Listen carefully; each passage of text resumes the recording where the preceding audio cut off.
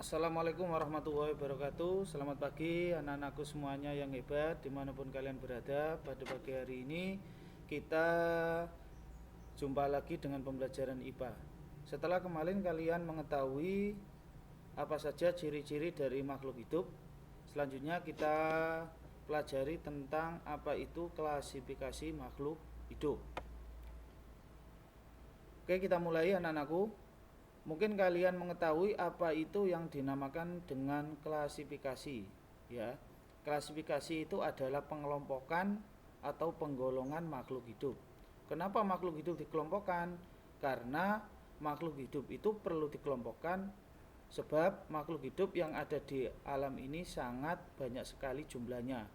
Bukan hanya ratusan, ribuan, bahkan jutaan spesies yang ada di alam semesta ini atau di bumi ini. Baik, kita mulai.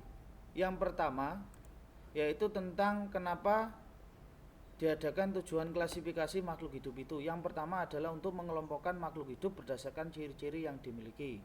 Tentu ya, tujuan dari klasifikasi ini mengelompokkan. Kenapa? Karena saking banyaknya organisme yang hidup di alam ini. Yang kedua, mengetahui hubungan kekerabatan antar makhluk hidup. Tujuan dari klasifikasi, kira-kira makhluk hidup itu memiliki kerabat antara makhluk hidup yang lain itu kira-kira makhluk hidup apa saja. Yang ketiga, memberi nama bagi makhluk hidup karena saking banyaknya makhluk hidup yang ada di muka bumi ini. Yang keempat, mengetahui adanya saling ketergantungan antara makhluk hidup. Terus berikutnya, dasar-dasar dari klasifikasi makhluk hidup. Kenapa makhluk hidup itu kok harus dikelompokkan, harus diklasifikasikan? Yang ada 4 macam ini. Yang pertama, berdasarkan persamaan dan perbedaan ciri-ciri fisik. Ciri-ciri fisik contohnya di sini kita bisa lihat pada hewan, yaitu ayam dan elang. Ya, kedua-duanya ini memiliki ciri yang sama, fisiknya yang sama, yaitu berbulu, bersayap, dan berparu. Yang kedua, berdasarkan ciri-ciri morfologi dan anatomi. Dilihat dari bentuk luar tubuh makhluk hidupnya. Yang ketiga, ciri-ciri biokimia berdasarkan dari protein, DNA, dan enzim. Yang keempat, berdasarkan manfaat. Mungkin berdasarkan manfaat ini kita bisa lihat dari contoh pada tumbuhan, yaitu manfaat dari tanaman sirih, kencur. Ini kan termasuk manfaat untuk pengobatan, tanaman pengobatan, ya.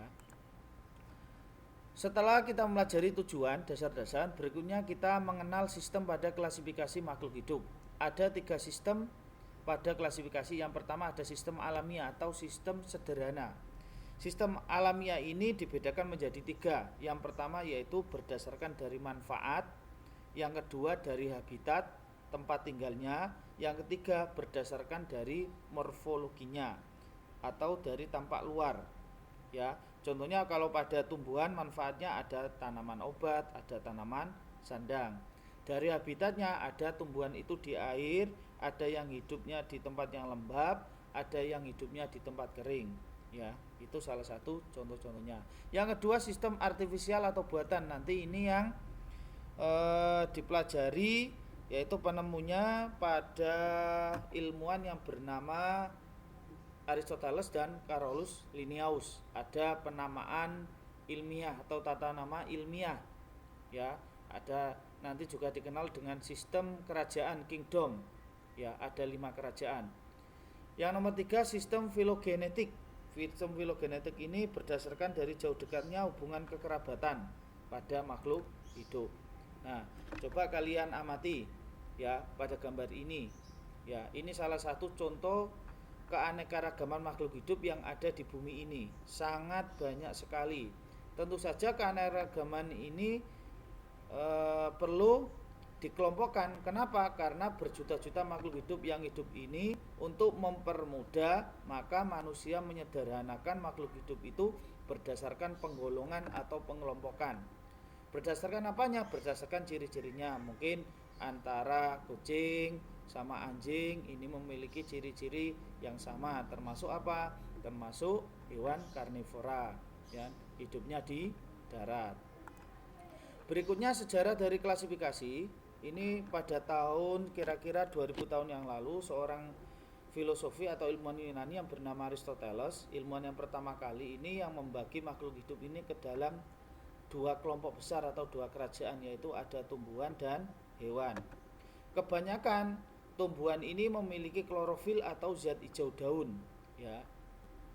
Kenapa memiliki klorofil? Karena tumbuhan itu dapat membuat makanan sendiri, sedangkan makhluk hidup berupa hewan ini tidak berklorofil karena tidak bisa membuat makanan sendiri. Aristoteles kemudian membagi kerajaan hewan ini ke dalam tiga kelompok. Ini ada yang hidup di air, ada yang di udara, dan ada yang hidup di darat. Kemudian dari kebanyakan tumbuhan memiliki klorofil dan tidak berpindah tempat. Kalau hewan ini tidak memiliki klorofil, perbedaannya dan mampu berpindah tempat antara perbedaan antara hewan dan tumbuhan. Kemudian Aristoteles ini membagi kerajaan hewan ke dalam tiga kelompok. Ya, kelompok tersebut berdasarkan tempat tinggal, air, darat, dan udara. Pembagian kelompok tersebut berdasarkan tempat tinggal, habitat, air, darat, dan udara. Kerajaan tumbuhan dibagi menjadi tiga kelompok berdasarkan pola pertumbuhan, yaitu tumbuhan ada yang tinggi dengan satu cabang utama dan dikelompokkan ke dalam pohon. Nah, ini adalah gambar menurut pengelompokan menurut Aristoteles. Bisa kalian lihat pada hewan dan tumbuhan.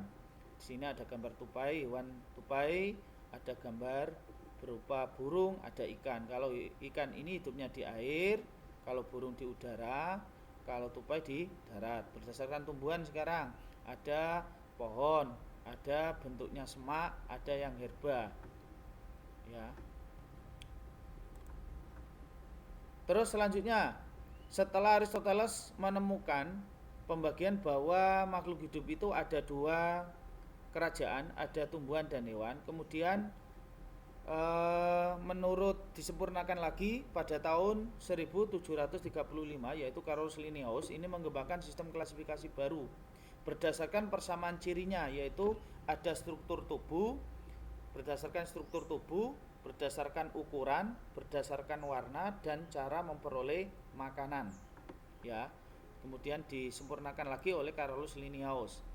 Sistem klasifikasi menurut Linnaeus ini memiliki dua kata untuk tiap nama jenis organismenya. Yang pertama memberi dua kata untuk tiap nama jenis organisme. Yang kedua, kata pertama adalah nama genus. Ini contohnya pada padi.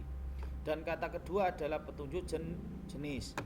Tanaman padi ini mempunyai nama ilmiah Oryza sativa. Oryza adalah nama marga. Yang pertama Oryza. Jadi huruf awalnya ini ditulis O-nya ditulis huruf besar, sedangkan kata yang kedua S sativa ini ditulis kecil. Nanti pada tata cara pemberian nama ilmiah. Sedangkan sativa ini adalah petunjuk jenis, sedangkan huruf L adalah singkatan dari penemunya, yaitu Linnaeus.